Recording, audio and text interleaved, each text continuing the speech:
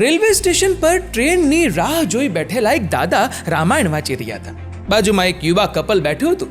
એમાં યુવક બોલ્યો, શું દાદા, આ કેટલી વાર સાંભળેલી રિપીટ કેસેટ વાંચી રહ્યા છો? સમય બરબાદ કરો છો. વાંચવું જ હોય તો ન્યૂઝપેપર વાંચો, મેગેઝિન વાંચો. આજના જમાના સાથે અપડેટ રહેશો. વણમાગી સલાહ આપી રહ્યો હતો ત્યાં ટ્રેન આવી ગઈ.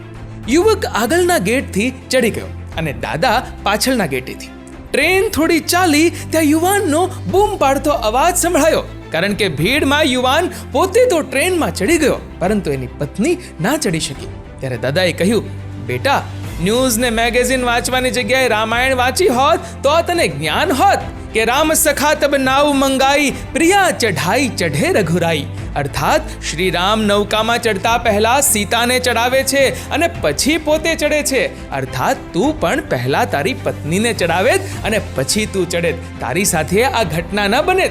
મિત્રો, તમારો આ વિડીયો વિશે શું કહેવું છે કમેન્ટ કરજો. અને વિડીયો ગમ્યો હોય તો લાઈક કરજો અને શેર પણ. અને આવા જ બીજા પ્રેરણાદાયી વિડીયોઝ જોવા માટે સબસ્ક્રાઇબ કરો અમારી યુટ્યુબ ચેનલને.